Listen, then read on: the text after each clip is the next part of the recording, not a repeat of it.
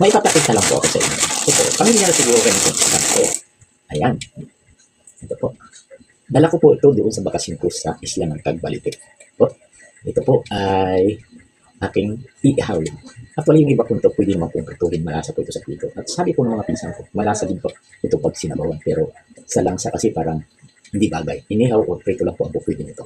Ito po yung isdang surahan o sungayan. Special ito para dito sa atin sa syudad. Pero doon po sa probinsya, very common na rin po ito sa kanila.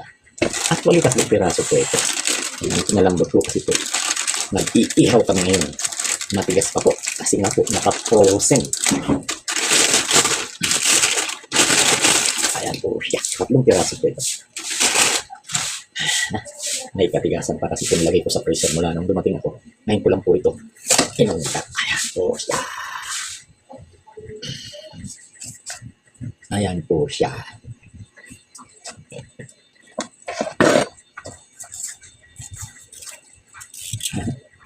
Tatlong piraso. Kasi ang tabayanin na lang po sa pag-ihaw ko nito. Lilinisan ko pa po. Eto na. Mag-iihaw na po ako. Ayan. Ito po yung isda na surahan o sa ano ay sungayan. Ayan po. Ayan. 2 na lang po. Yung isa kasi ay aking tinabiad daw. Request pipirituhin. Ayan. Yan yung aking ihawan at baga na. Kaya isasalang ko na siya dito sa aking ihawan. Okay. Salang na natin. Pwede 2.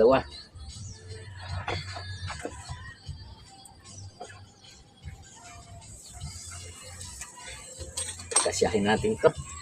At ito na nga po, binaliktad na. Ito na po itsura ng kanyang pagkaihaw. Ayan po. At titignan ko pa rin po sa kabila kung ano po yung magiging resulta niya. Actually po, hinahawakan ko lang po ito sa buntot. Aha. So, kailangan ikutin natin yan. Ito naman isa. Kasi po medyo hilaw itong kabila. Iikot na lang natin ng wow, yan. Ayan na po yung itsura niya. At mamaya po, pwede na po yan. Ay, uy. Mataba po siya kasi po pumuslit. Ayan. Eto na. Maraming. Nakaluto na ako, kaya ito.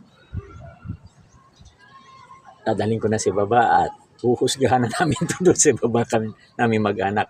O siya, hanggang dito na lang po. Nawa po sana'y nagustuhan nyo yung aking munting video.